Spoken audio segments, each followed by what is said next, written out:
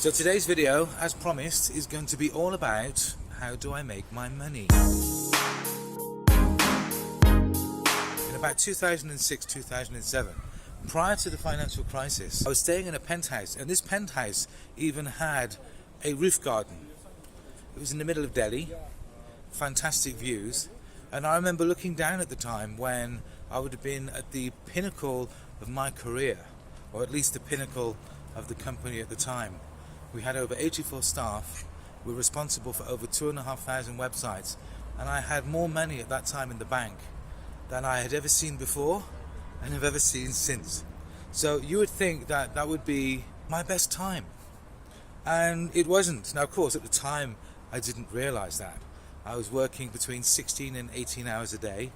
I had a large amount of staff that I felt personally responsible for, and on top of all of that, my personal life or my home life was not as good as it should be due to problems at home. It happens. I was particularly unhappy.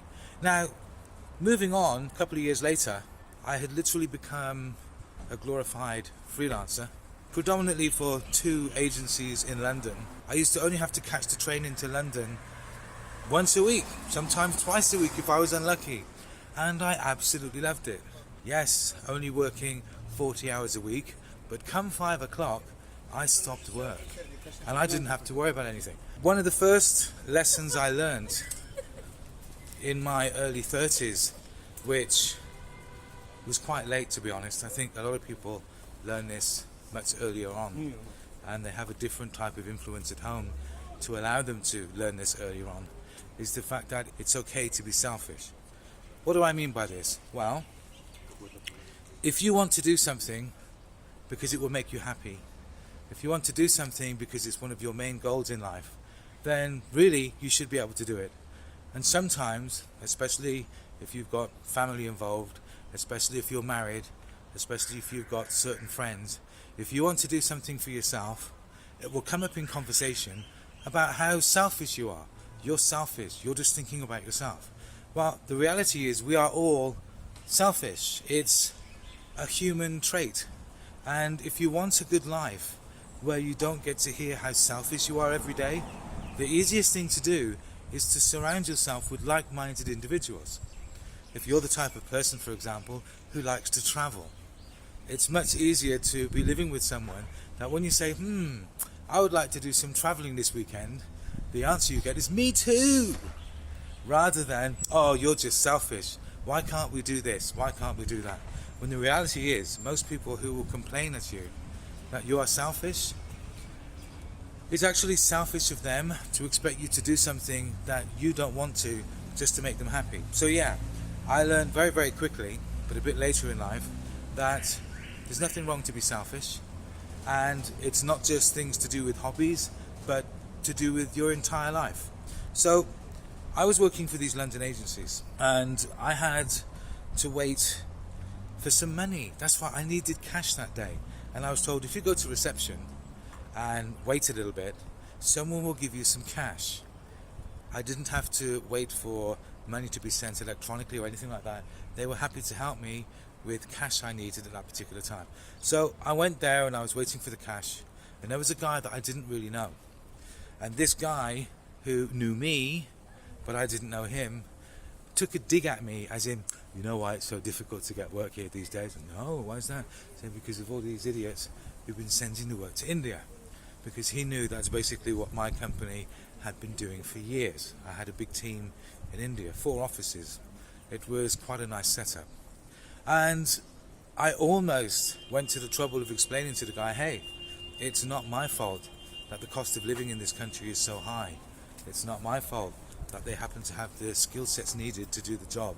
It's not my fault that the guys over here are not offering anything better to make it worth their while to pay the extra costs. But I couldn't be bothered. But one thing that sprang to mind very, very quickly was the fact that, well, if you can't beat them, join them. Why the hell am I in a country that's so expensive to live in, where the money I'm earning, that if I was in any other country would allow me to live like a king? Why am I in a country where that money, if I'm lucky, will allow me to make ends meet? And very quickly I decided, okay, I want to go traveling. I bought the best laptop at that time many could buy. It was particularly expensive and it wasn't that powerful. I could use it for development work, I could use it for Macromedia, Director, Fireworks, Flash. I forgot about Flash for a second, we don't use that crap anymore. HTML5. But yeah, I found that as soon as I wanted to do video editing, the machine just couldn't hack it. And this was an expensive machine. So it was very obvious to me that if I wanted to do video editing back then, I couldn't do it on a laptop. I would need to do it on a desktop. And I spoke to one of my clients who used to supply computer hardware to offices in London. And as part and parcel for a project I was working on with him, he said, yeah, sure, we'll sort you out a computer. So I now had this digital nomad life before the phrase digital nomad had been coined. And I started my journey of traveling the world with this huge desktop and 3 huge monitors.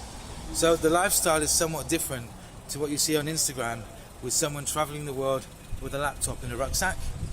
But it was the closest thing back then to that type of lifestyle, and I thoroughly enjoyed it. This was only possible, of course, because I was in the web development world, and that's what the internet is for.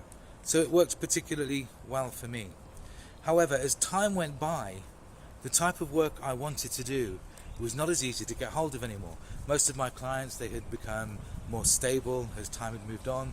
They wanted to take care of the smaller projects themselves, and they wanted to outsource the more complicated, larger projects to myself, because A, I didn't want to go back home and work for them, and B, I had the knowledge and experience so that to give me the work, even having to pay me a premium to do it, was the safer option. So yeah, I was the play it safe card for many, many years. I absolutely adore what I do for a living, but I absolutely hate the niche and the way that my particular industry is currently set up. And until I am ready to release a different way of doing business, which, as I've mentioned before, will cause this paradigm shift. It sounds so trendy, but it's true. Until then, I actually don't want to do too much work. I don't want to do the work in the middle. I love doing the small projects, which can be done particularly quickly, can be done at an affordable price. The customer thinks you're an absolute genius for finishing so quickly and doing it under budget. Those are the type of projects that are a pleasure to do. I like to do the larger projects where what you're being asked to do has never been done before, so you're not really recharging somebody for old rope. You're actually delivering something again that is phenomenal, that is the pinnacle of excellence, the exemplar, if you will. Those projects I love. The projects I absolutely hate right now, which is the larger part of the entire market, is the middle stuff. So I'm avoiding it like the plague, and as a result of that, I have to find other things to do. So yes, number one, I do internet web development. The smaller projects I do myself. Number two, I project manage project managers in India for larger projects, for bespoke stuff that's never been done before. Number three, I do voiceover work. I do what's called BBC English, and I do it for television channels all over the world. I tell people, which is true, I have my own recording studio, but there's a little bit of embellishment there. Yes, my recording studio is perfect. It meets all of the exacting standards. But if I show you the setup, I think you'll be quite shocked. But just remember that when you're listening to a voiceover, hearing is believing, not necessarily seeing. I've literally got a cubicle within my study, and inside that cubicle, on 3 of the 4 walls, I've actually got duvets, pillows, and goodness knows whatever else I could use to deaden any form of echo. And I've got a professional condenser mic. I've got a digital signal processor outside the room connected to the laptop. The laptop has to be in a separate room because you don't want the noise that's given off by the fan entering the microphone. And so from here I do voiceovers for television channels, commercials and radio, and I absolutely love it. What I also do is teach online. I, whilst traveling the world, used to teach at various schools, colleges and universities, and if I was going to stay there long enough and I happened to have all of the appropriate paperwork, it was quite easy to set up. However, if you're not going to be in a country long enough, if you don't have all of your paperwork, then it's actually quite difficult to get everything done. So what do I do instead that's just as easy but without the paperwork? Well, I teach online, and I teach the students that are always in a different country to the country I happen to frequent. In actual fact, I remember doing this once with voiceover work. I had a situation where I was in Kazakhstan and I was asked to do some voiceover work, but because it would have been a pain to sort out the paperwork, I actually went to Kyrgyzstan to do the voiceover work. And then when I got back to Kazakhstan, I did the voiceover work for Dubai.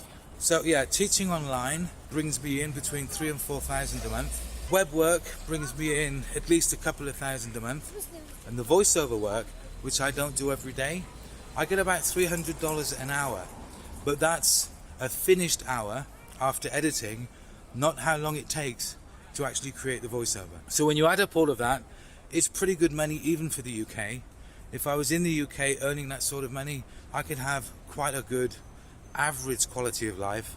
But in the countries I live at the moment, I can live like a king. In actual fact, the next video I'm going to do, which is all about why Malaysia isn't for me, it explains that in quite a lot of detail. So yeah, pretty good money, saving up the money right now.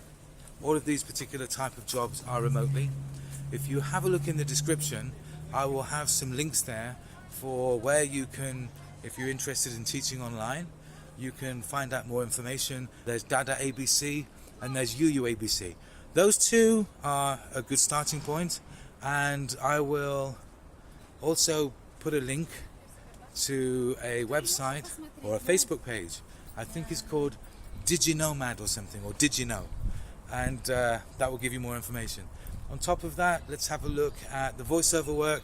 I'll put a couple of websites there where I've happened to get quite a bit of work in the past, and that might be of use to you. I don't use these websites anymore. I don't have to.